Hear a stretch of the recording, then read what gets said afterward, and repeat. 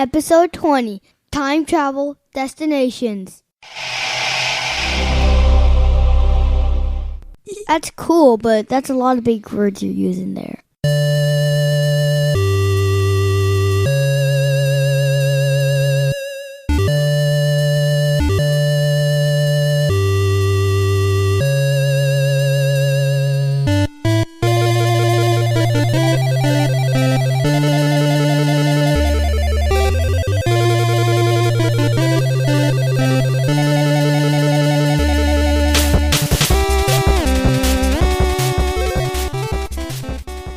Hello and welcome to this week's episode of 5 to 1. 5 to 1 is all about the countdown from our panel of experts on a different topic each week. Today, we are featuring the best time travel destinations in our style of counting down from 5 to 1. So let's time travel back 1 week right now when we talked about this potential episode during our discussion on superpowers.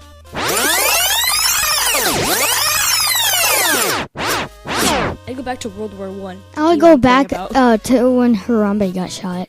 We should do a 5 to 1 time travel choices. That'd be Oh, cool. yeah. That'd be an awesome episode.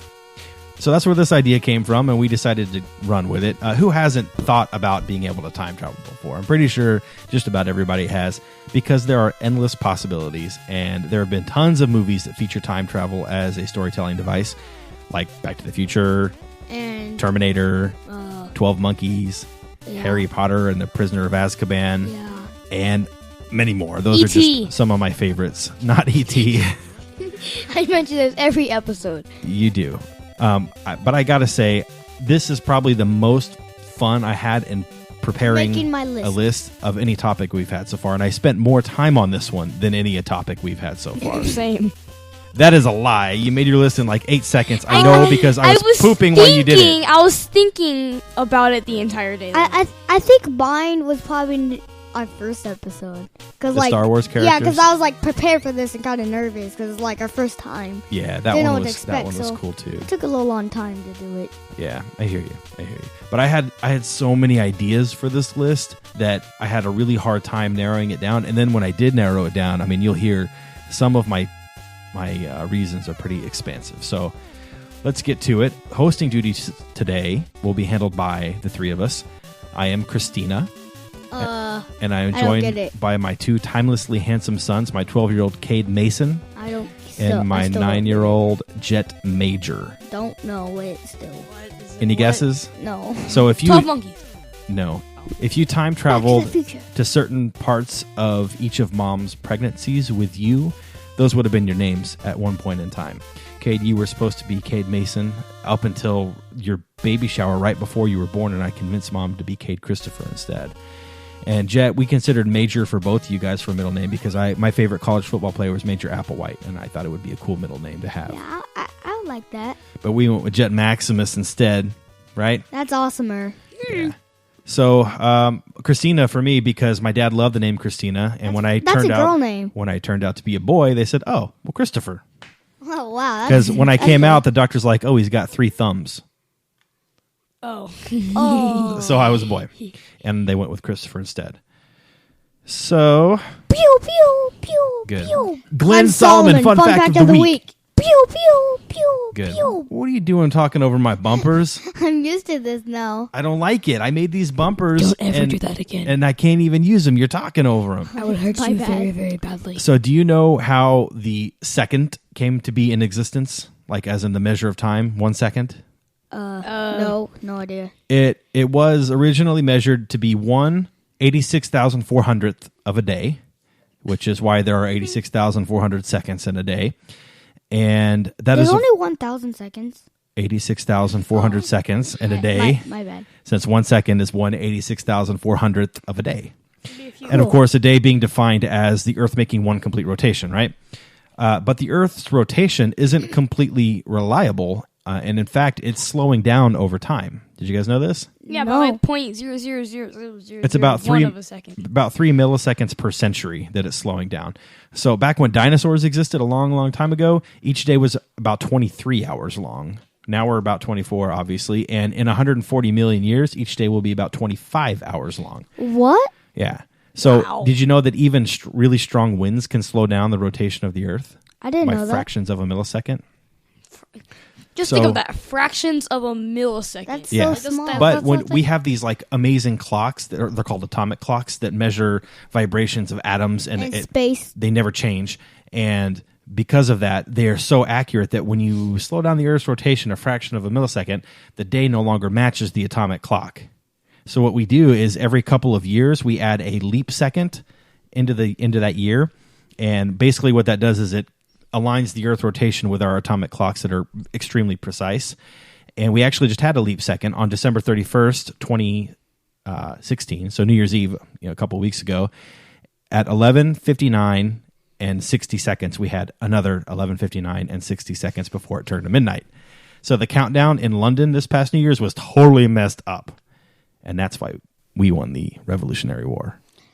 okay, that's cool, but that's a lot of big words you're using there. Did you understand what I was saying? A little bit. Okay. Well, the Earth is slowing down. That's what you need to know. Okay. Okay, and this week we have a new segment. Feedback. Feedback? Feedback. Feedback. Feedback. Oh, I get it. No, pee back. Yeah. We have some feedback this week, and I have a couple of voicemails to play. Let's start. This was the very first voicemail we ever got, so I'm going to start with this one, okay? This is from Lane Johnston. I mean, I know you guys kind of requested the call out on the last episode, but I just got to say, okay, this is Lane. I listened to every episode. I had to wait a few days because I had not seen Rogue One until I saw it, and then I got to listen to that episode. Okay, first episode ever. Favorite Star Wars characters. How did y'all miss Slave Leia? I mean, not even an honorable mention. Slave Leia has got to be the hottest, best character ever. And there's been, discussion. Okay, I paused it. Cade, you're shaking your head no, Jet. You're laughing over there. Why are you shaking your head no, Cade? I say Shea Vizsla. She's pretty hot. Okay, she's not even in the movies. And she's not in the movies. And this was episode 1 was movie characters. And there's no way she could be in it when Slave Leia has a bikini and she doesn't. That's a big Slave difference. Leia is automatically hotter because she's in a metal bikini. Yeah, pretty much. Okay, let's continue the voicemail. Hang on. About, what she must have gone through being, the princess, and she's trying to save Han, her lover, her boyfriend, and she gets caught, and then Jabba takes her over, and then Jabba, the nasty slug guy, puts her in a metal bikini. And if you do a little bit of research, you'll see that there were whole, Comic-Cons where back in the late 80s, there was 30 and 40 Slave Leias, in pictures. It's amazing and disgusting, but I just got to throw that out there. Slave Leia, guys, and I mean, there's a lot more I want to say, but just keep doing what you're doing, guys, because it's awesome, and I really enjoy listening to you every week. All right. Love you. Bye. Okay, so we got that message actually while we were recording our last episode on superpowers, and I didn't notice it pop up until after we were done. Would have been nice to have played it last week when it came in. But yeah, good call on forgetting Slave Leia, especially now with Carrie Fisher's passing. I probably would have at least included her as an honorable mention and did not. So Yeah. I agree. We dropped the ball on that one. Love you too. Okay, second voicemail. This It's from Casey. no, it is not from Casey. I will play it and you can hear who it's from. Hey guys, it's Nick, your super fan from Brooklyn. I'm whispering because it's the middle of the night and I just finished the episode and I don't want to wake up my wife. But I just wanted to say that the Christmas movies episode was great. And Chris, you're out of your mind if you don't like Elf and A Christmas Story. I think you are totally crazy. I'd also like to say that National Lampoon's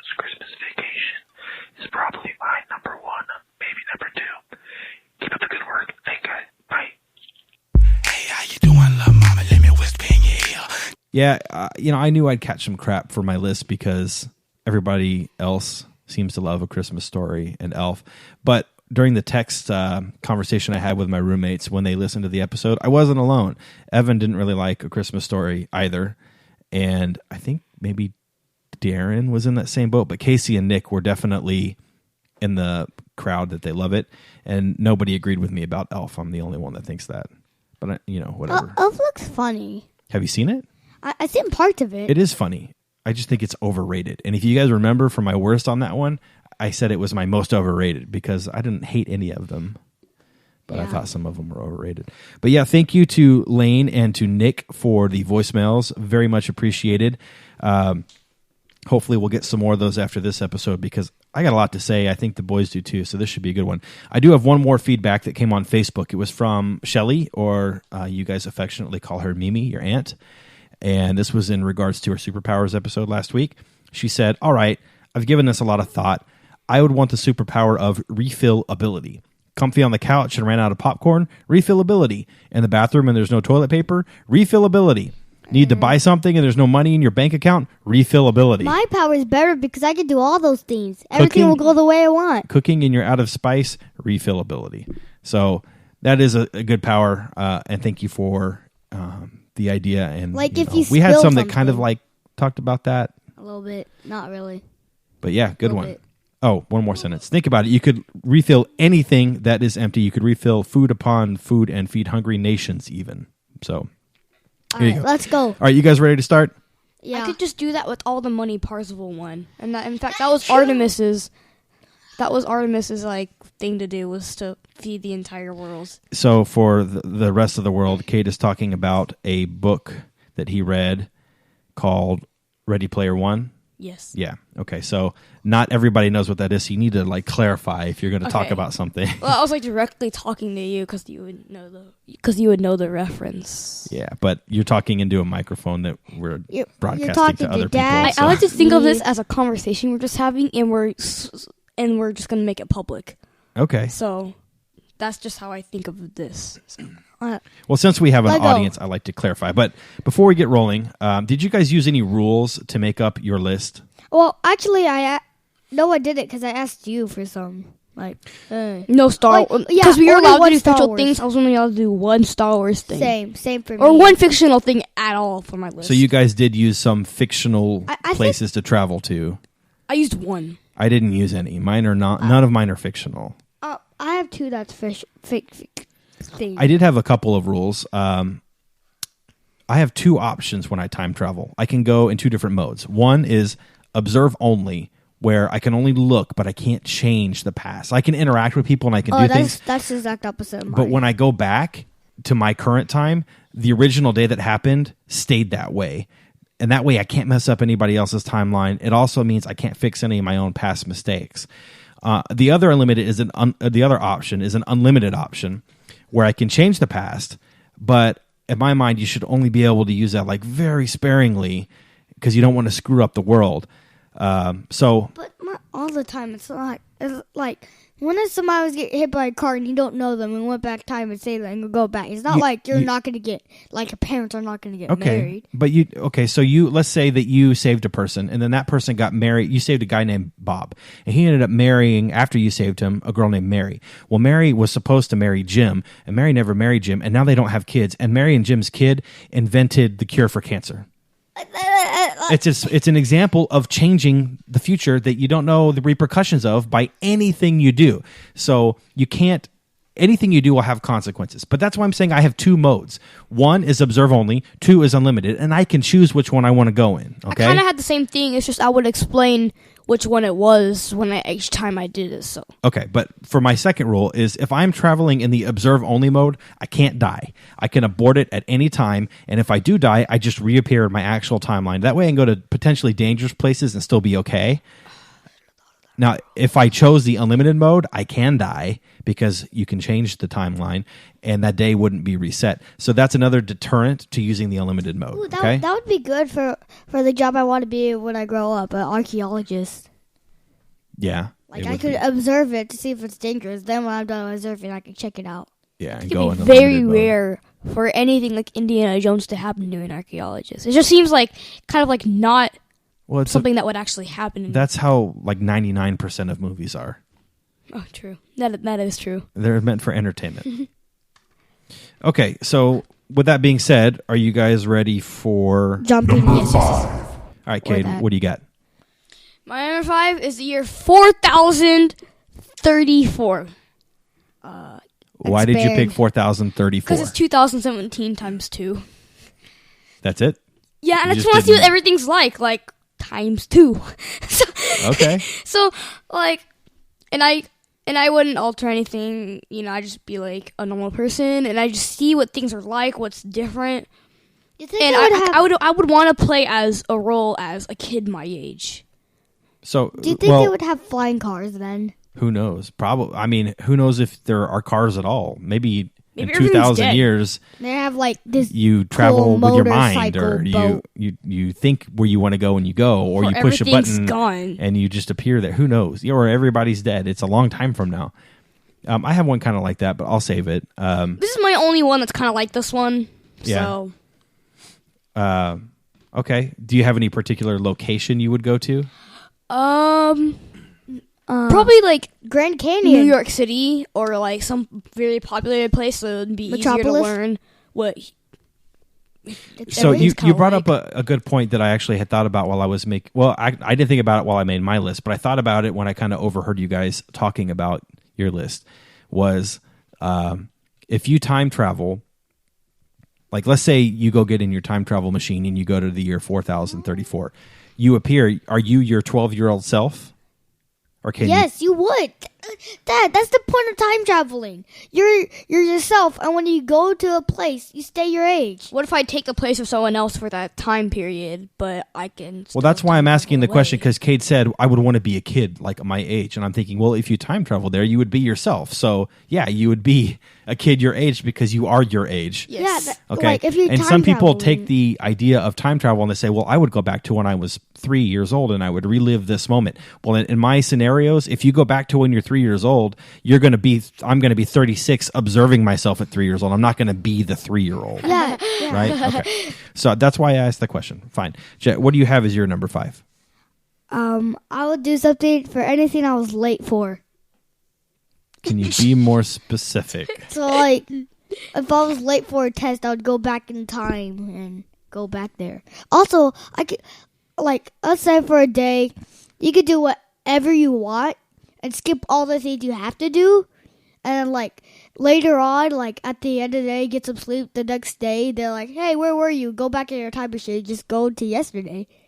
And do the things you were supposed to do? Yeah, like, that's awesome. It's like live, die, repeat. Oh, and you could, like, be a rebel. You could, like, spray paint things and just go back in time and erase it all. That's interesting. That's okay. awesome. I kind of see where he's getting to, I though. understand. Yeah, it'd be cool to be able to have that ability. It definitely would not be one of my top 5 destinations. I mean, if I'm thinking of the 5 places I want to go the most, that's nowhere near my list. Mine is not really the places I want to go. Yours It's is like a what power. what I would do, like, Okay. like what I'm doing, you know. So you interpreted your list very differently than I did. Yeah. I thought of like, I can only take 5 trips in my time machine. What are the 5 things I'm going to do? Oh, I thought it differently. Okay. Well, my number 5 is Rome around the year 0, but really any time between 27 BC and 180 AD. So a little over why? 2,000 years ago to like Rome's in 19 Greece, right? I don't know. No. The city of Rome is in Italy, okay? The Roman Empire, which is where I'm traveling to, was most of Europe and part of northern Africa and part of Asia. So it was a huge territory. It was the empire after the Greek Empire, right? I've always been extremely interested in both Roman and Greek history, and I think this period would be ideal because it was known as Pax Romana. Have you ever heard that term before? Isn't like Pax? Pax means peace. So it was an extended period of peace for Rome when they weren't expanding and they weren't fighting in a lot of wars, and instead they focused on inventing a bunch of really important stuff like roads and tunnels and aqueducts. The Roman citizens focused on commerce and education, arts and literature, and it would be awesome to see some of that happening real time, to like witness some of the art that's still famous today being created while it was being created, right? I draw like a smiley face, like dot dot, little like, smiley face on the Mona Lisa. That wasn't during Roman times, but I get your point. So you'd I would do stuff like that. I never said it was during Roman times, okay? Okay? So you would deface something very famous with your initials. No, it's not an initial. It's just a dot, like a little bit over a dot, and then like a colon, not a semicolon, not a colon. This is confusing. Dots and semicolon. I think I should change my number 4. Okay, well, you still have time because we haven't gotten there yet. Now, I would for sure go in observe-only mode if I'm going to Rome and during the Roman Empire because I wouldn't want to die there and I wouldn't want to mess up the future. Plus, I could stay as long as I wanted and like really observe the history there, and I wouldn't age because as soon as I came back, it would be like it never happened. Yeah. But I would still remember the experience. So that's my number 5. All right, Cade, what do you got for Number 4? My number 4 is I'm going back to when Napoleon was conquering everything, and I'd be like with him, like in his army, Dang, you're evil, bro. I know, but he won a couple of times. Yeah, and then he was exiled. Yeah, but that'd be cool. Are you saying? I have a question. Are you saying this because you have a little bit of a Napoleon complex? Do you know what that is? Not really. So, have you ever heard that phrase before? No. People with a Napoleon complex do. are like short people who believe they're extremely powerful, and they act like they're taller than they are. I'm wondering. Do they have tater tots? You're kind of a little guy. Do they have tater tots in their pocket? That's Napoleon Dynamite. Yeah. Not quite the same thing. Oh, Freaking idiot. gosh. Yeah, that Napoleon. Yeah. So Xbox, like, Napoleon's conquering times. I believe he was like a very violent and arrogant. He gets on my nerves sometimes. Like a little short guy screaming. He just gets annoying. Okay. So why would you pick It'd be cool. to be Napoleon's sidekick? It'd be cool to conquer things, like to see a nation fall and then your flag rise over it. That doesn't sound very cool to me. That sounds horrible, I'd actually. be very prideful. I guess so. Okay. I wouldn't be the guy to kill anybody. I'd be the guy to run out and place the flag on the floor After all these people have after been all killed. these people have been killed. That's horrible. Okay. So Yes. why? But I'd just be cool to conquer anything, and I thought Napoleon as first because How he's about like Alexander the Great? a great. You guys haven't learned enough about history, world history yet. What about? No, we're only focusing on Texas history, and I hate Texas history. History's fun to me. I like learning about. You like Texas history? It's so boring. Though all this is Indians. Colony. Okay. They're all interesting in their own way, but I agree that world history is Way much better. more interesting. All right. I would love So history my way more. number 4 is kind of like multiple. Is actors, this I your guess. original number 4 or your new number My 4? new number 1. 4. No, 4. I mean. Okay. So I would go to the future, get like all these futuristic weapons, go back in time to like where like a war, but guns weren't invented yet, and I'd use all those space gun things On what? on the war people. You guys are so violent. I'd be like, These might make kind of wait, sense. hold on. But what if the one we wanted to win lost? I would help. I'd be like boo boo boo with my space guns and Oh, one gun to go pow pow pow. and I'll like, hey, take this, losers, and then give them guns, and then they would shoot at them, and then like I would have these cool space bullets. Then Terminators would spawn out of rocket ships, and then explosions would be happening. What? It would be awesome. So- what about manatees? What about space manatees? What this is an interesting theory because I saw that TV show I watched, Misfits. One of the people had the ability to travel through time, and he decided he was going to go back and kill Hitler, like everybody says they're going to do, right? Mm-hmm. And he went back, and instead of killing Hitler, he failed, and instead Hitler got a hold of his cell phone. They're like, "What is this?" Because cell phones didn't exist back then, right? And instead, they reverse engineered the technology and became like extremely advanced over their competitors because they had this technology crap, from the future. That's cool. Yeah, it's cool, and it totally messed up history, and then they had to go back in time and fix it. And kill the guy Because that was they're trying not- to kill Hitler. Or just don't go and take your cell phone back and let history stay as it was, so you don't dramatically or drastically alter the future. Okay, so you don't have to be okay. So if you take all these futuristic guns back to the past and you give them to other people, what do you think is going to happen? Like They're not just going to use them and win the war and then it'll be over. cybernetic war would happen, and it would be cool. Like it's just cool to see like how they would react with the guns. And if it didn't work out, I would go back in time and stop it. What if, like, on the way you're Once traveling, one of them shot you and you died, and then history's messed up absolutely forever? All right, my number 4. I would go January 11th, 2067, somewhere in the Dallas area. Expand, please. That is exactly 50 years from today. And I picked this one for purely selfish reasons because in 50 years, I think there's a good chance I'll be dead. And there's a good chance you boys will still be alive. And that's the window I was aiming 50 for. years. All right. I'd be 86. I would be 59. Yeah. Cade would be... 62. I would be 86 if I was still alive. Now, and there's a chance I could be, right? And there's a chance you guys couldn't be. But I tried to pick that window where there's a good chance I'll be dead and a good chance you guys are still alive. Because I don't really want to see how I die. So... I thought about going out further, but I wanted to make sure you guys are still alive because I want to see where you're living, who your families are. The downside of this trip is that it could be really depressing if the future sucks. The upside is that I get to see all sorts of interesting new technology and stuff, and I could learn some valuable information to help with my present day self. Or we had a thermonuclear war and it ended, like, tomorrow. That would be the depressing You know what, like, potential. to me, is it, like...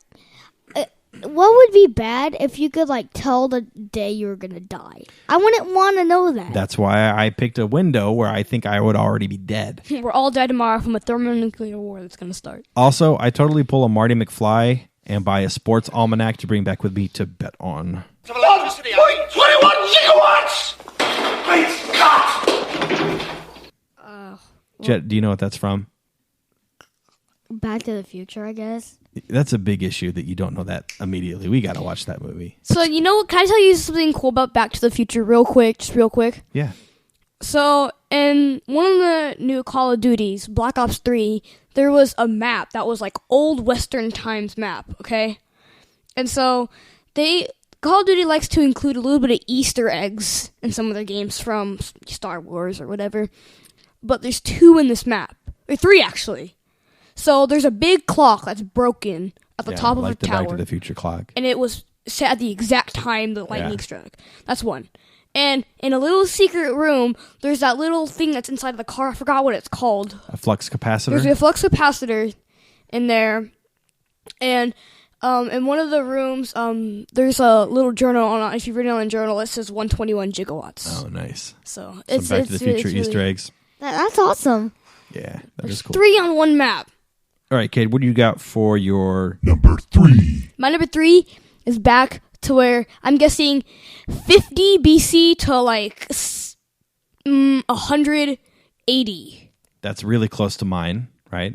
And gladiator stuff. Okay. I want to be a gladiator, okay? I just want to be participating in battle and it just be really cool cuz there's swords and stuff. I mean, that's cool, And but my kind of middle name is Achilles. I use it for a lot of things. But what happens? Let me ask you this: would you rather be in the Roman times with those spears and stuff, or would you be there with like space guns? I'd be there with the spears. Why would you and go stuff. with space guns? Because you can fight well with them. So my goal is to have fun. He wants there. to experience what it's like to be a gladiator, not go destroy everybody with space guns. My goal is not to kill.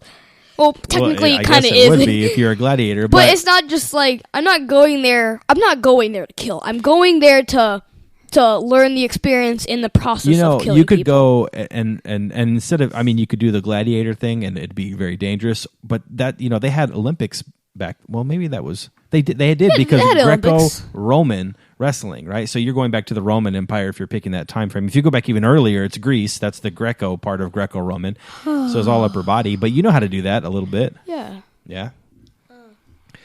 Okay. Yeah. If you go around that time, and because I picked a similar time. If you went to the year 0, you could witness the birth of Jesus Christ. That would be amazing. I would be there on the first Christmas. Yeah. And I'll take a picture on my phone and I'll post it. Be like, and I'll make it, and it won't look like it's edited at all. People, guys, I just witnessed the first Christmas. They're gonna be like, "What, you crazy?" Like it's fake. It's fake. I can see editing. Filter. And then I go back and I pick up Jesus Christ and then I take a selfie with them. Yeah. Then they would be like, "Oh, that's so edited." Like if you posted And then I'd be that, I walking wouldn't across believe the ocean, split waves. That's Moses. That's Moses. Yeah, I would go back to that time and then take a picture of Moses. Would you walk? Yeah, you could, that would. I mean, you could pick that as one of your times to travel to instead of getting space guns. All right, Jet, what do you got for number 3? I would go back to the dinosaur times. Nice. I have that as an honorable mention. Because I always thought they was like such like interesting creatures, but of course we don't know like really. We know a lot about it, but we don't know enough about them.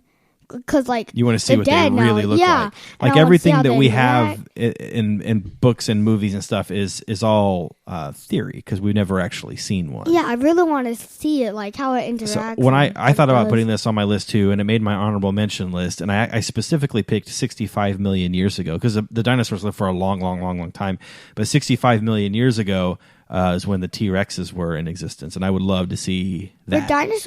Were dinosaurs around before humans? I'd grab a bag of holding, a magical bag of holding. Yes, way before humans. If you look on the history of the timeline of Earth, which is like 4.6 billion years, we are one tiny little speck right at the end of it, humans. And what? Yeah, we've only been around for a couple thousand years out of 4.6 billion. We've not been around. We've been around for way more than just 1,000. No human has ever been alive when it died.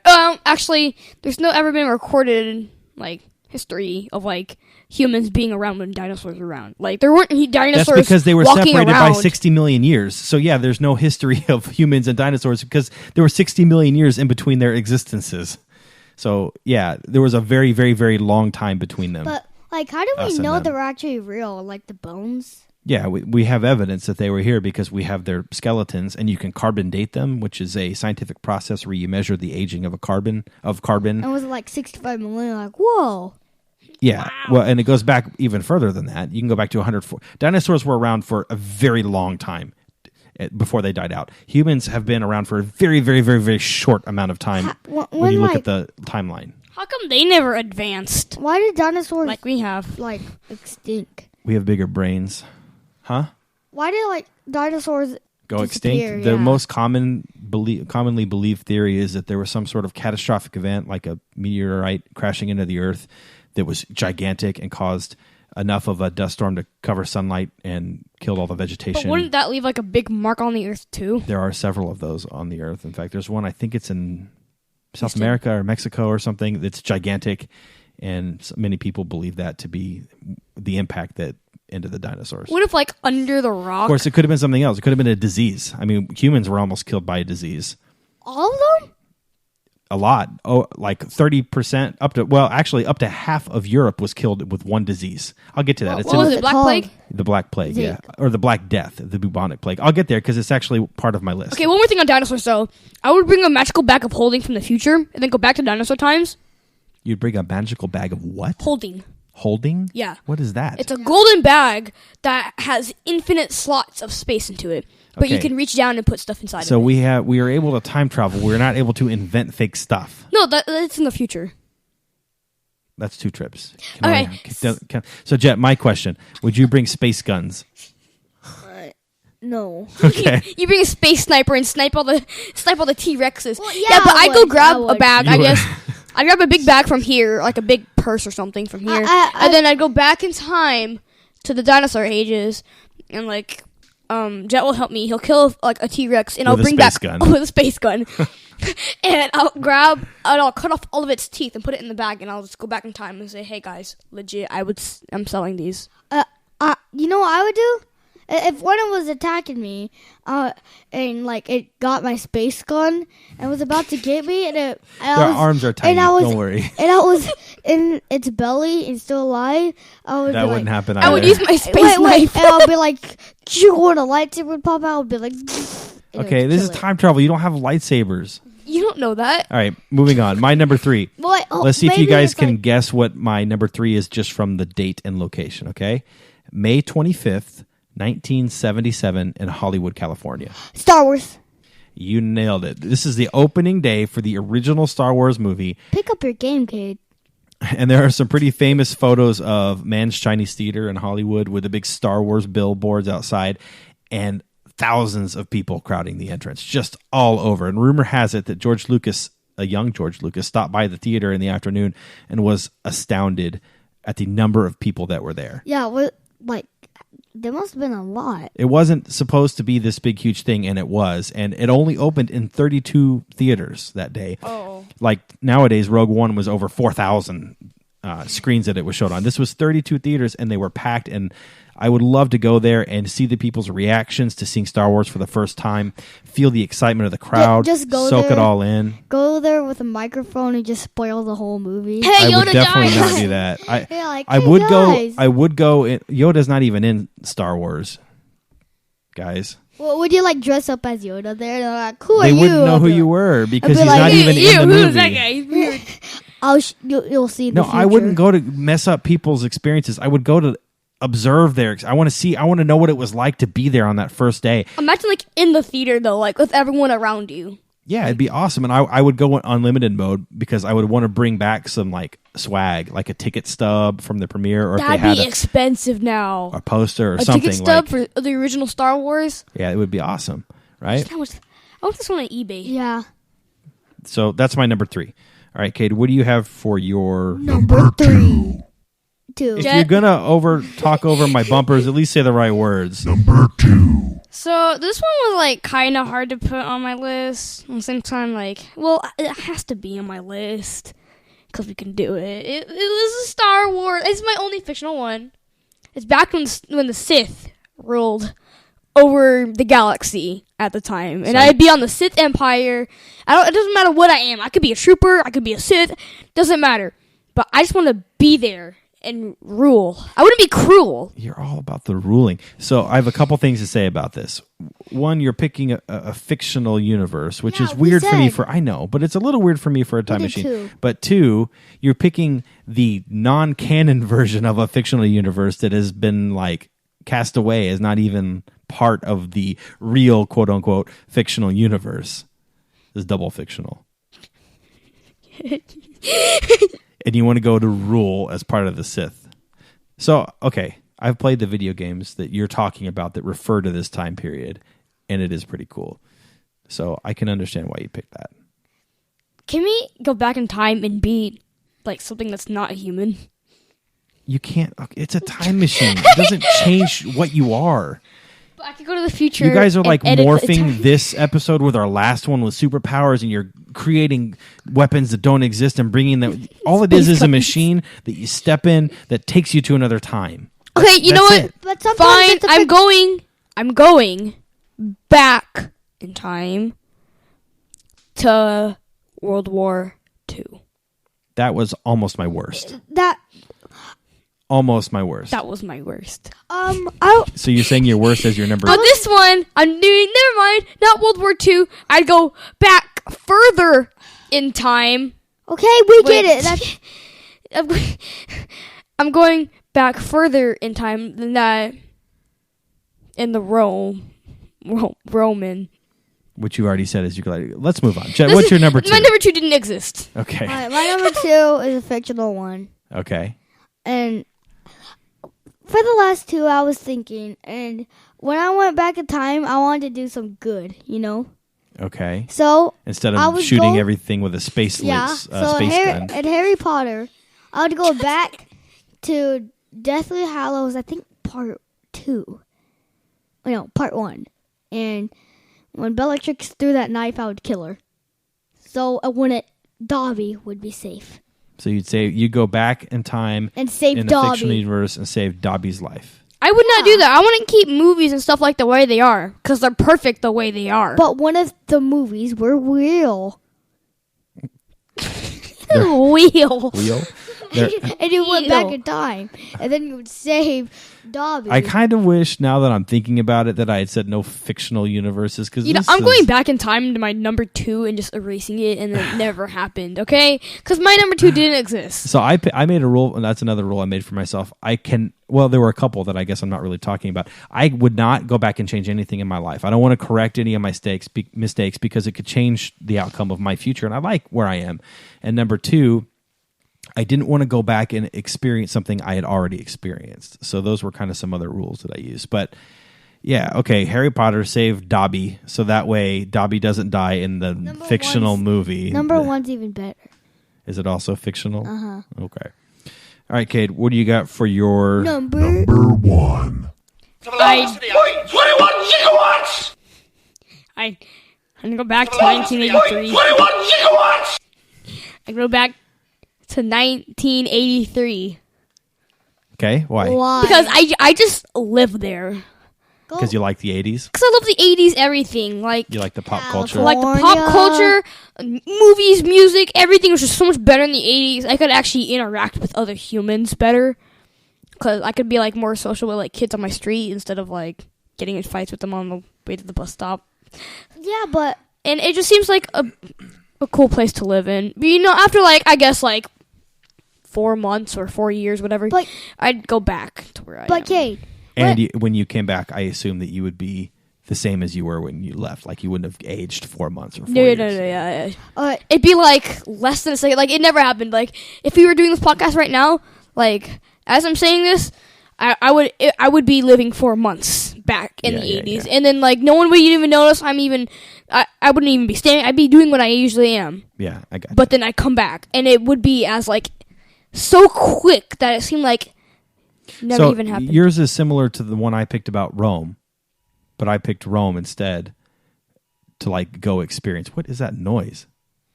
Amber Alert. Oh, okay. All right, Jet, what were you trying to say?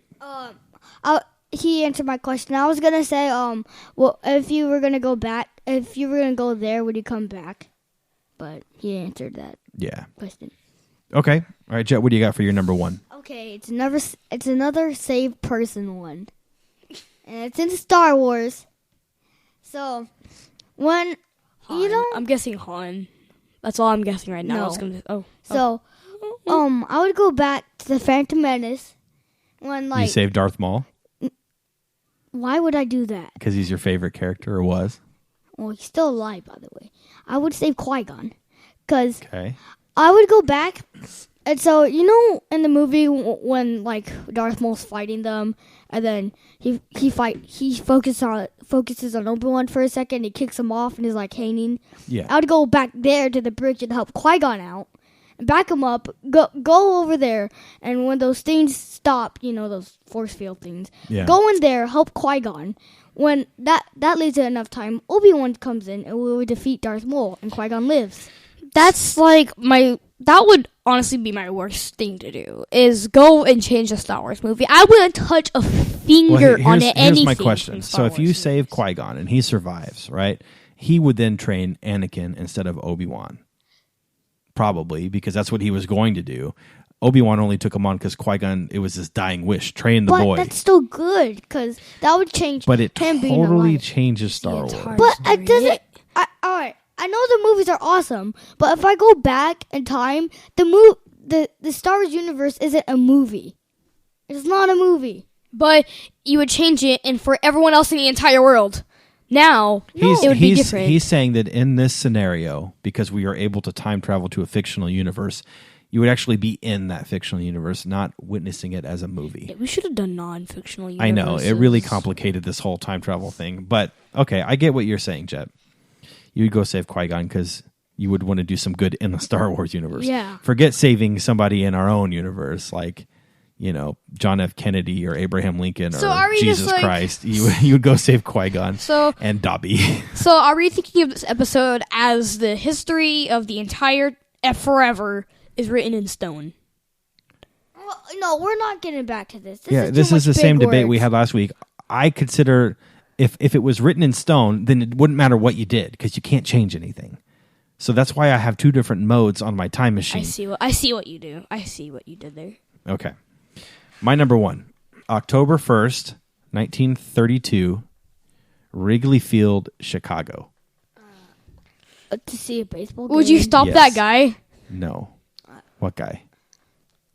I'm not thinking of the right date. When that guy caught the ball. Steve Bartman? And everyone hated him. Yeah, forever. no, that was not that long ago. I'm going back to Death 1930. threats. Yeah, Steve Bartman. What Cubs game was it? 1932. This is kind of long. Are you guys ready? I'm going to paint a picture for you, okay? Okay. Have you ever heard of Babe Ruth's called shot? Oh, of course. Okay. Duh. He points, Points and hits top a home left. run. And No, not top left. he Center points field. to center field and he hits a home run. Okay. Let me paint the picture. It's Game 3 of the 1932 World Series, and the score is tied 4-4. It's in I think the 5th inning, if I remember correctly. I didn't write that down, so I'm not sure. The Cubs dugout, their bench jockeys over there, are riding Ruth mercilessly. They're shouting things at him, calling him names, just really giving him a hard time. So is the crowd. They're throwing things at him, fruits and vegetables. They're why? throwing because that's how baseball games were back then. And the Cubs, especially, Chicago was a rowdy city, right? So was New York. And they spat on his wife and they threw things at him. And just instead of ignoring them, he decided to play with them through some words of his own, and more importantly for this story, with some gestures with his hands and stuff, okay? So he pointed either at the dugout or at the pitcher whose name was Root, or somewhere, maybe center field, I don't know, after he took strike one. So he watched strike one go by, counts 0-1. He did the same thing after taking strike two. He pointed somewhere, right? Then on the next pitch, Ruth hit a mammoth home run to the deepest part of center field. Some estimates saying it traveled 490 feet. Okay, so it is a gigantic home run, especially for back then. And some newsreel footage that does exist shows Ruth kind of crowding the plate, and when he swung, he stepped so far forward that he almost came out of the batter's box, which would have been an out. He was like an inch from going out of the batter's box, but he stayed in. He hits this mammoth home run, and while he's rounding the bases, he waves off the Cubs. You can see him doing this. There's videos on YouTube. He kind of waves them, and then he gets to third base and he like does this kind of pushing motion. So he's like obviously saying something, and the Cubs dugout at this point is silent, right? Because he hit this mammoth home run. They're not giving him a hard time anymore. Franklin Roosevelt was at the game. He was soon to be elected president, one of our most famous presidents. He served 4 terms, which you can't even do now. Is that the longest out of all presidents? Yeah, every other president was either 2 or 1. 16 years as president? Yeah. He might have died during his last term. I'm not sure. But he was elected 4 times. And he laughed while Ruth circled the bases. And Root, the pitcher, stayed in the game for one more pitch. Just one more pitch, which Lou Gehrig blasted into the right field seats for another home run and sealed the deal in the Yankees 7-5 victory. They went on to win the World Series. So What was like Babe Ruth liked after that or something? he was already the most famous person in America. This is 1932. That actually was his last home run in the World Series. He had plenty before that, okay?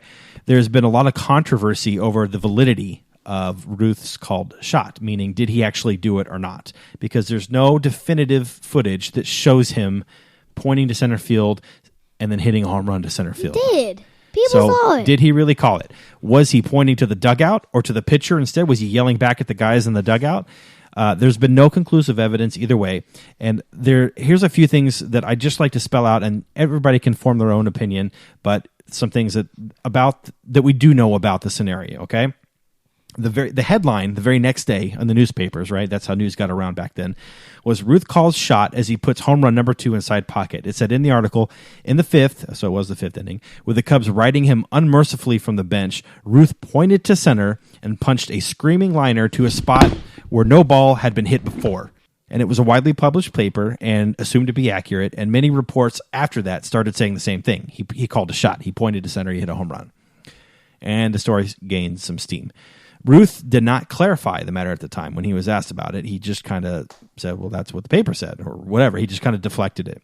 But soon enough, he was media savvy, and he was going along with the story, and it seemed to get more dramatic as he got older. So I'm going to read this. It's from his 1948 autobiography, where he says the following. No member of either team was sorer than I was. I had seen nothing my first time at bat that came close to looking good to me, and that only made me more determined to do something about taking the wind out of the sails of the Chicago players and their fans. I mean the fans who would spit on Claire. That was Ruth's wife, okay? I came up in the fourth inning with Earl Combs on base ahead of me. My ears had been blistered so much in my baseball career that I thought they had lost all feeling, but the blast that was turned on me by the Cub players and some of the fans penetrated me and cut deep. Some of the fans started throwing vegetables and fruit at me. So it's a dramatic story, right? Yeah. I stepped back out of the box, then I stepped in. While Root was getting ready to throw his first pitch, I pointed to the bleachers, which rise out of the deep center field. Root threw one right across the gut of the plate, and I let it go. But before the umpire could call it a strike, which it was, I raised my right hand, stuck out one finger, and yelled strike one. So now he's saying he was calling the strike. He took the pitch on purpose to show, I guess, be a showboat or whatever. So the razzing was stepped up a notch. Root got set and threw again, another hard one right through the middle. And once again, I stepped back and I held up my right hand and bawled strike two, and it was. So dramatic. It sounds fake now. You should have heard those fans then. As for the Cub players, they came out on the steps of the dugout and they really let me have it. I guess the smart thing for Charlie to have done on his third pitch would have been to waste one, but he didn't, and for that I sometimes thanked God. While he was making up his mind to pitch me, I stepped back again and pointed my finger at the bleachers, which only caused the mob to howl that much more at me. Root threw me a fastball. If I'd let it go, it would have been called a strike, but this was it. I swung from the ground with everything I had, and as I hit the ball, every muscle in my system, every sense I had, told me that I'd never hit a better one, that as long as I lived, nothing would ever feel as good as this. I didn't have to look, but I did. That ball went on and on and on and hit far up in the center field bleachers in exactly the spot I had pointed to. To me, it was the funniest, proudest moment I ever had in baseball. I jogged down toward first base, rounded it, looked back at the Cub bench, and suddenly convulsed with laughter. You should have seen those Cubs. As Combs said later, they were all out on the top step and yelling their brains out, and then you connected, and they watched it, and then they fell back as if they were being machine gunned. That home run, the most famous one I ever hit, did us some good. It was worth 2 runs, and we won the ball game 7-5. So he had fully embraced the story at this. This is well after his career. So what are we to believe, right? There are eyewitness accounts, and there are no help to figuring out the mystery. People that were actually at the game don't help us know what happened, because you have one side that says, oh yeah, I was there. He saw it. It definitely happened. And then you have another side that said, yeah, I was there. He definitely didn't do it. And they're both biased. Are you a Cubs fan, or are you a Yankees fan? Or are you a Ruth fan? Were you a kid? Has your memory faded over time? It just depends on who's giving the account. Root, who was the pitcher, he hated being known as the guy who gave up the called shot. He actually had a pretty decent career, but he was always remembered for giving up Ruth's called shot. And he vehemently denied that Ruth called his shot. He denied it until the day he died. And in 1948, when Root was asked to be in a film about Babe Ruth's life, Root turned it down when he learned that the called shot would be in the film. Like, he didn't want to have anything to do with it. Some of the eyewitness accounts that maybe aren't biased, this one is the most, in my opinion... reliable? No, not reliable, but what gives the most credence that Ruth actually did call his shot, because it came from the Cubs public address announcer. So the guy who was talking over the microphone in the Cubs stadium, he worked for Wrigley Field for the Cubs. And he said, his name was Pat Piper. And he said, don't let anybody tell you differently. Babe definitely pointed. He sat between home and third base. And later in 1966, he recalled sitting on the third base side, hearing Cubs pitcher Guy Bush, who was in the dugout over there. He was chiding Ruth, who had taken 2 strikes. Ruth then told Bush, that's strike 2, all right, but watch this. Then Ruth pointed to center field and hit his home run. You bet your life Ruth called it. So that's the Cubs PA announcer saying Ruth called it. Another one was John Paul Stevens, who ended up being on the United States Supreme Court, so you would think he would be somewhat reliable. Of course, he was a kid when he went. He said, my dad took me to see the World Series, and we were sitting behind third base not too far back. Ruth did point to the center field scoreboard, and he did hit the ball out of the park after he pointed with his bat, so it really happened. So those are some eyewitness accounts. I actually have a little bit of audio here that I want to play. This is from a special that was done on the whole incident, and you actually hear Babe Ruth's voice in this, so it's kind of cool to listen to. I'll play it for you. I'll never forget, it was a tough series. Both clubs riding each other, doing everything to get each other's goat. Well, at this one particular time when I went to bat, Charlie Root was pitching. Yelling from the Cub dugout was positively sulphurous, as well as from the fans. They were in on this. This was a Chicago crowd, and they were throwing things and yelling, and Ruth was standing in the batter's box, yelling back at them between pitches. And the first pitch ball was a called strike. Well, I thought it was outside and didn't like it very much. More yelling, back and forth. Strike two, more yelling. Well, I didn't like that one either, so I let it go by. Well, I stepped out of the box, and by that time they were over there going crazy. The volume coming from the stands was so loud that some of the Cub players were running out of the dugout and cupping their hands around their mouths to make sure Ruth heard them. And then he makes his famous gesture. Well, I looked down at center field and I pointed. I said, I'm going to hit the next pitch ball right past the flagpole. Well, good Lord, must have been with me. Okay, so that was kind of cool because you could hear his voice and hear him talking about it. But the last bit of evidence, which doesn't prove the story either way, is some amateur film. So like somebody was at the game recording that was discovered in the 1970s, and only family and friends had seen the film until they made it public in the late 1980s. So this is over 50 years past when this event happened. And it's grainy, but you can clearly see Ruth pointing in the video like this, okay? The listeners can't see me, but I'm pointing. And those images of that have been published. The problem, though, when I first saw the pic, I thought, there it is. There's the proof. He did it. There he is pointing, right? But the more I looked at it, the more I realized you can't really tell because of the angle and because of how grainy it is. Is he pointing at center? Is he pointing at the dugout? Or is he pointing back at the pitcher? You can't tell. Now, the pitcher is facing the other direction. His back is turned towards Ruth, so that maybe eliminates him pointing at the pitcher. I don't know. But you still can't tell if it was the dugout or if it was center field. It's just impossible to tell. There was another film that surfaced in 1999, and supposedly this one's a lot clearer, but it hasn't been seen by really anyone. Very few people have seen it for whatever reason. And the few that have seen it mostly believe that it shows Ruth did not call his shot, and more visibly shows Ruth shouting at the pitcher or the dugout while he was pointing. Now, my counter to that is I can still be pointing to center field and shouting at the dugout saying, watch this one, because that is what one of the eyewitnesses said. The Cubs PA guy, he said he looked at the pitcher and said, yeah, I got 2 strikes. You watch this one. He still could have called his shot. So I don't know. It's impossible to know for sure. So that was really long, but what it sets up is some of the reasons why I would pick this moment to go back to.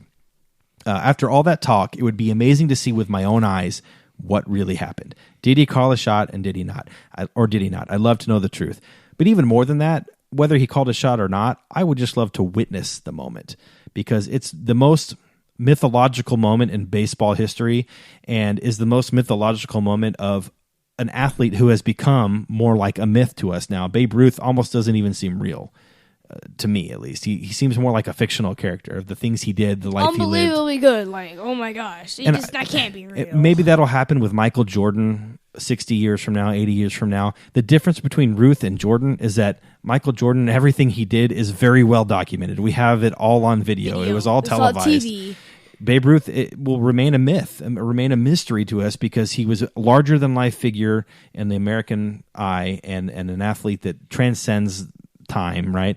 And we don't know for sure some of these things, like did he call a shot or did he not? And I would just love to be able to see that with my own eyes. It's got to be the most historic and mythological event in American sports history. So, and it's been like referenced in a lot of things, like it's in The Sandlot when Ham, the chubby character from The Sandlot, he calls his shot in the movie. Do you remember that? And the kids start laughing at him. Yeah. And again, in this one, I'd go in unlimited mode so I can bring back some swag or merchandise, maybe a ticket stub or game program.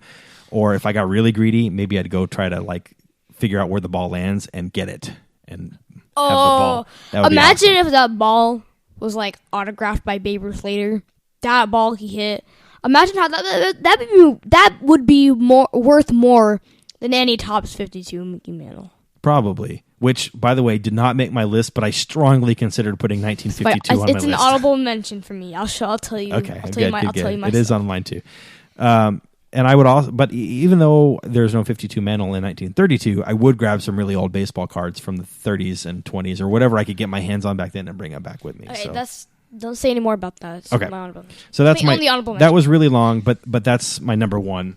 I just think that would be awesome. Okay. Nice. So honorable mentions. Can I go first? Cade, what you got? I go back. I'd take all the money that's in my wallet right now, and I'd go back to 1952, and I'd walk everywhere to find baseball card packs. I'd buy every single one I see, because it was cheap back then. If I handed the guy $1, it'd be like me handing the guy a $50 bill for like They were a penny a piece. a penny a piece. Jeez, I bring him $1, and he'd be like, "Whoa, dude, this is like $100." 100 packs. 100 packs. And I'll be like, "I'll take as many as you can. You can keep the rest." Yeah. You know, I'd be nice. And so I'd open every single pack, and I keep track of every single card I have. I would not damage any single card. You know what I probably do? I probably grab the packs, not open any, okay? And bring them back to here.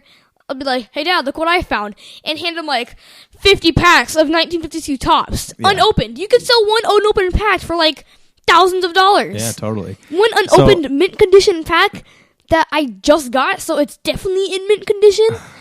And, you know, if I didn't get one, I go back. I go back to later in the year or earlier in the year when packs are still unopened, and I go to the same spots and rebuy all of them, just going into like 1 month later. Resupply. So, You know? For those who don't know exactly what we're talking about, my holy grail baseball card is a 1952 Topps Mickey Mantle. Even like there are more cards that are more valuable, a few, like the 1910 Honus Wagner card is more valuable, but I would rather have the Mickey Mantle. It is, for me, the most iconic baseball card of all time, and I'm obviously into baseball cards. I've always wanted one, and I'll probably never own one.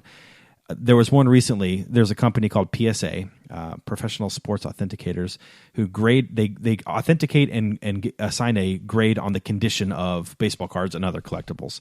So they graded Mickey Mantle at an 8.5 out of 10, which is pretty good. It sold a couple months ago for $1.15 million.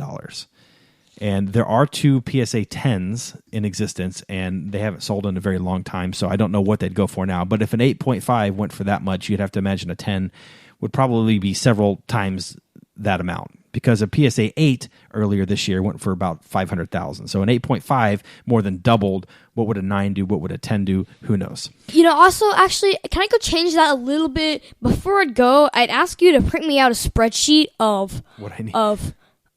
What's it called?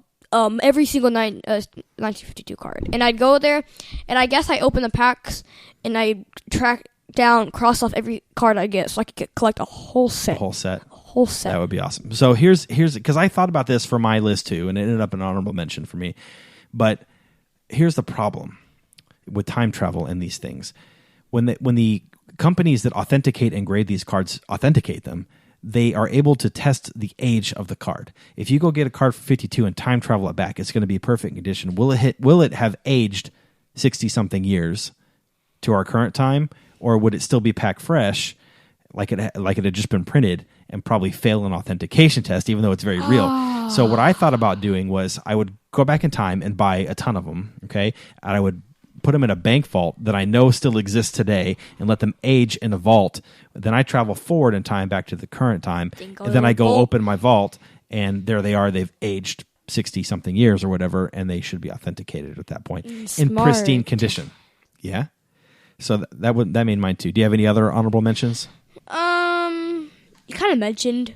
I would like to say I think it's pretty awesome that you picked that as your honorable mention, because you do it for me. Yeah, thanks for that. I'd keep one, though, for me.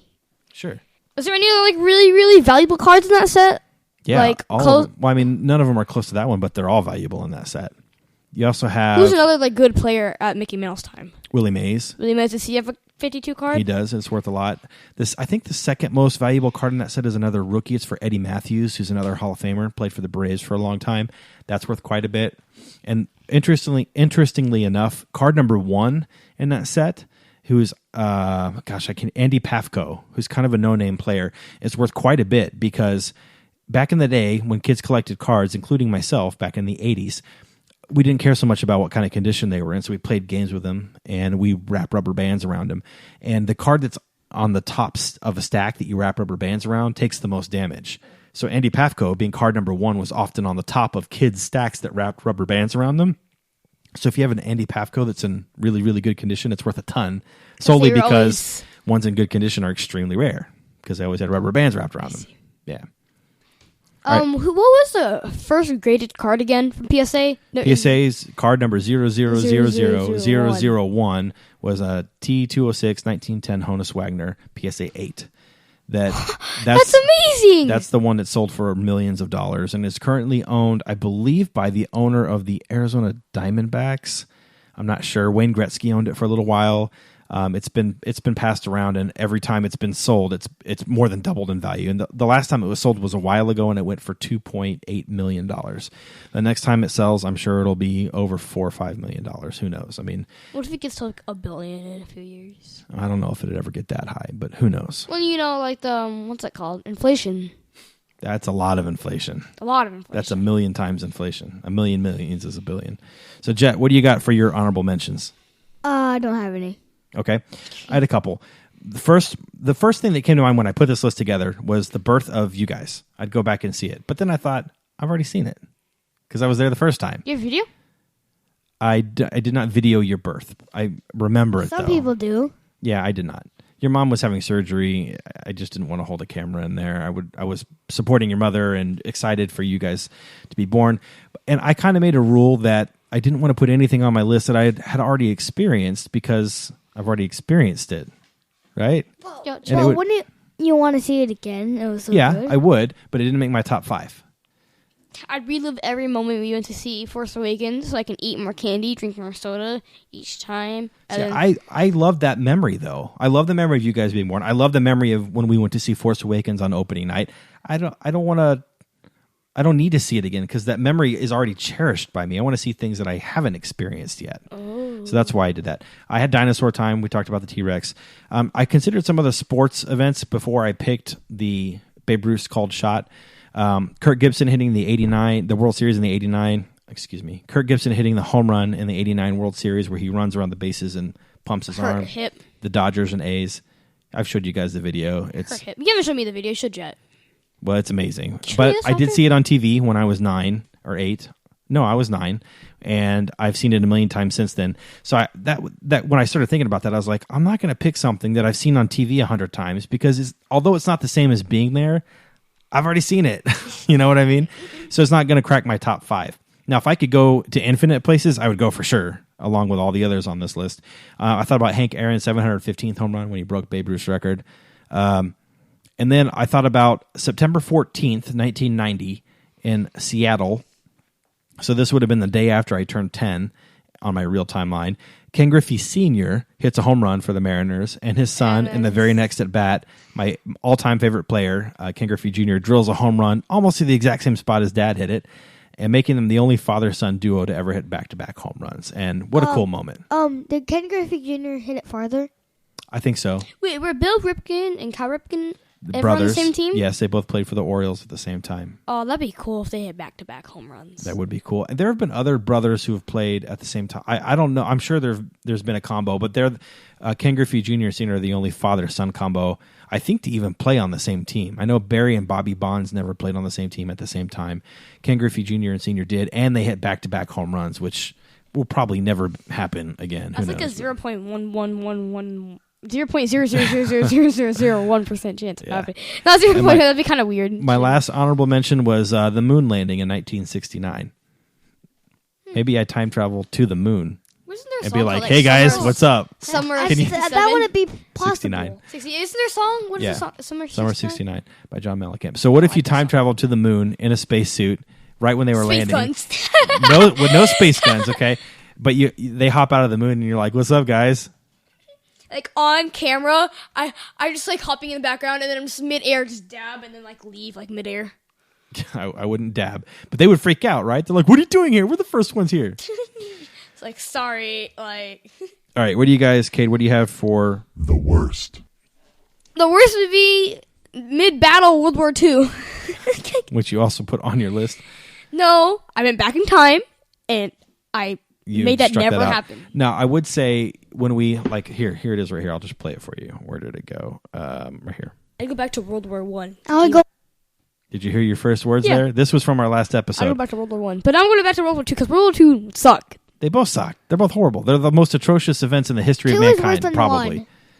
More people died in two, but they're both And horrible. Hitler was born. So Just the feeling of being in a war would suck. Like, Yeah. dude, you have a lot of pressure on you right now. You're doing this for your entire country, man. So just do your best. Like, okay, that's already like not assuring that this is gonna be good. So going out there and like me making friends, I wouldn't make any friends during the training of war. Because if I lost a friend in battle, it'd be really sad. So I'd just be very ignorant to everyone. I've never been a soldier, but from what I have heard and seen, it's impossible to not become like as close as family with your fellow soldiers because you guys are risking your lives together. You go through training together. You got to rely on each other. It's just so sad. You spend all your time together. I know, but it's impossible to not develop an attachment there. True, but I guess not that. But But sometimes- it just be suck like seeing a friend die. But sometimes it's that's like your family. Yeah, And that's just why, seeing that's other why people they die. have post traumatic stress disorder and all sorts of other issues when they come But back. sometimes Wars you are s- horrible. But sometimes you speak to Back. them, like in a different way, just like, hey, hand me the flag. All right, and that type of stuff. Give me your space gun.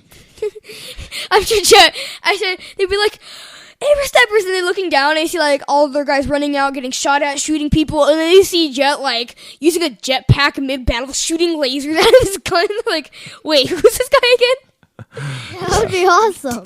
So I have a question. You say World War II would be the worst, and I don't disagree. That would be horrible. I almost picked it for my worst. But you also said as one of your items on your list that you would go back to be Napoleon's sidekick during his conquests. Yeah, how does that make sense? I think, okay, there is a difference, right? Yeah. Napoleon was long enough ago to where he's almost like a fictional character now. I mean, he's not. He was real, and it did happen, and it was, I'm not trying to discount that. But in the mind of a child, which you are, they're very different things. So I'll give you a pass. See, but like, just the like, and people go deaf like during war just from bullets passing them. Maybe from explosions. You can't go deaf from a bullet passing you unless No, it it's hit like your ear. right by your ear, or it hits your ear. Well, Can't you go if you deaf? fire a gun right next to your ear, sure. But if the bullet's just passing you, no. I would. Yeah, that's true. But like our teacher was telling us stories about she's kind of old, so she knows. Does she smell old? Huh? Does she smell old? Her for some reason her classroom smells like crayons every time we come in. I don't know why. Does she it's wear random. a lot of perfume? No. Does she use a lot of hairspray? No, her hair is like kind of like. What's her first name? Is it Martha? No, it's Sarah. Okay, well that's a good okay name. I thought she'd have a really old name. Judith. Judith's okay. It's kind of pretty an old name, old. but it's kind of come back. I've never seen a There's What no about Jennifer at my school. Norma. I know a lot. Jennifer was a very common name when I was growing up. Lots of Jennifers. I only see teachers that are Jennifers. I've never seen a girl. At my Christopher school. was an extremely common name when I was growing up. There's like 2 Chris's I know. Christopher Martinez. Yeah. Wait, I don't. There's absolutely no Chris's in 4th grade. So parents Continue. at some point decided to stop using common names, and now everybody's got a unique name. Like Kate and Jet. I have a unique name. Okay, but anyway. Okay, so anyway, back to World War, and it just be suck. Like It just be suck. Unless and like I couldn't watch like someone die right in front of me. I didn't even have to know him. It'd just be terrible. Yeah. Yeah. I And totally I'd be in agree. shock, like seeing someone being shot and die like right in front of me. But Yeah. like, And it doesn't even have to be like it's the enemy guy. It could be an enemy guy, and I could feel really Still bad. human. Yeah. to get me focused, I would have my space guns and be dressed up as Boba Fett. Then I would have a beatbox playing Star Wars music, like shooting all the guys. This is the problem with growing up playing video games. Everything to you is a video game. Bullets will still kill you if you're wearing a Boba Fett jetpack. Yeah, but the laser guns are better than. I have ultra titanium armor, and I have max ammo in my golden bag of holding. There you go. No, that's real. Jet, what did you pick as your worst? The apocalypse. Which you When don't is even that? know what happened. You don't know what the apocalypse No, is. when is that? When are you time traveling? You get in your machine. Take me to. The apocalypse. Okay. There wasn't ever an apocalypse in history. No, but what if you went to the future and it happened? Yeah, that That I would- agree. that It would would be suck. terrible. It's just I don't know how you would figure out where as to soon as go. I get there, be like, I oh guess- crap, and I just go back. I guess you could go way in the future, like 1,000,000 years, and eliminate. You say, okay, the apocalypse happened because I could see. So then you go 900,000 years, and yep, the future's still dead. So 800, and you could keep just going back until you find that exact moment. And you go to find the exact moment where they all launched thermonuclear missiles, Yeah. and then you just say, hey, just like, Or it already happened and I went back in time. wait, what? What? What if the apocalypse happened to me and I went back in time? Then you wouldn't be in the You'd already be apocalypse. dead. No. What if I wasn't dead and I went back in time to stop the apocalypse? How is there a time machine after the apocalypse? Whatever. Okay. So there have been many horrible events, and there were lots to choose from. I thought about World War I, World War II, 9/11. That's the thing. They offer some intrinsic value in witnessing history, as much as it would suck to see the things we talked about.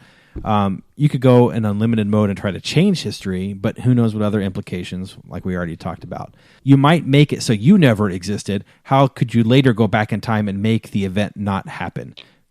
That's mind twisting. So, like, here I am, I'm 36, I go back in time, and I make something happen that eliminates me as a person. My parents never meet, and I no longer exist. Then how did I go back in time and make that happen if I never existed? I guess you just pop out of thin air and that was it. Ma- You never existed and everything's Okay, changed forever. maybe you were alive, but then when you went back in time, that erased you for existence, and that time never happened. So until then that I happened. never existed, and then if I never existed, how did I go back in time and make that thing happen? I don't know. my The God. time So period. paradoxes like Hey, that Harry- can make the Harry. universe cease to exist. So I forget all that. I would go with medieval Europe, the Dark Ages, during the Black Death or the bubonic plague. Actually, I think that happened right shortly after the Dark Ages, but Is this your worst? yes, but it's close enough. It just seems like a time of despair for pretty much everybody. A disease? Yeah, especially in Europe, leading up to the plague, and especially during, where up to 200 million people died. Ooh, I know a better one. 60. My worst. Wasn't No. it from rats? My worst. It started with rats on a ship. These guys were on a ship. They come back where some rats had been infected and bit them, and everybody was dead except for like a couple people who were like dying, and they had black lesions on their skin. Disgusting. And it was a horrible way to die. Okay. 60% of Europe's population was killed by this. Can you imagine that now? 60% out of every 10 people, 6 of them died Whoa. from this disease. The peak time was just a 5 to 7 year stretch where millions and millions of people died. That's a massive amount of death in a very short amount of time. The world's population did not recover to the level it had been for 400 years. So this happened in the 1300s. It did not get back to the population it was at before the Black Death until the 1700s. 400 years to recover. That is nuts, and I would hate to be during that time. You know what would also be kind of like a bad time? If you just were looking at history in total for humans only, wasn't there like a time period for like a few hundred years where all the inventing like stopped? Like new things weren't being made and everything was just... Yeah, it's called the Dark Ages. Now, a lot of people, it's always been called the Dark Ages because it seems like human progress slowed or stopped during that time, but it might just be because it wasn't recorded. We don't know what really happened because we don't have the history recorded accurately, right? So, yeah, that, and shortly after that was the Black Death. That's why I picked that time. What were you going to say, Jet? But do you know how long the Dark Ages were? Wait, okay, hold on. A couple hundred years. If you went back in time to be like one of LaSalle's like crew members, You think that's worse than the Black Death? probably. You know what LaSalle did to his people? I'm sure he tortured them, which has happened a lot. And then they died. And then he got killed by his own men. And then there was 16 men left. And then only 2 made it. So out of 16 men, 2 survived? Yeah. How about 200 million people dying and eliminating I would 60% probably of an not- entire continent's population? But don't think about it that way. Okay. Don't think about the facts. You think about like how bad it was, like for yourself. Nobody's going to hear that. You are so far away from the microphone. All right. So anything else before we wrap up? No. All right. Well, thank you to everybody for taking the time to listen. Please check out our Facebook page at facebook.com/521podcast or tweet us at 521podcast. Give us your opinions there. Let us know what you agree or think we're idiots. We want your opinion. It's also a great spot to leave us ideas for future episodes. Also, please take the time to give us a review on iTunes. We welcome all feedback, especially good feedback, and it helps our podcast gain exposure. Call us if you want to hear your voice on our podcast, like Nick and Lane. You can call us at 469-50. Scratch that. 469-607-521 or 469-607-5861. That was my number, Dad, right? You were saying... No, I just used the wrong number for a second there. 469-607-521. Please join us next time on 5 to 1 for our discussion on... Stranger Things theories. Stranger Things theories. Anything else? Love you.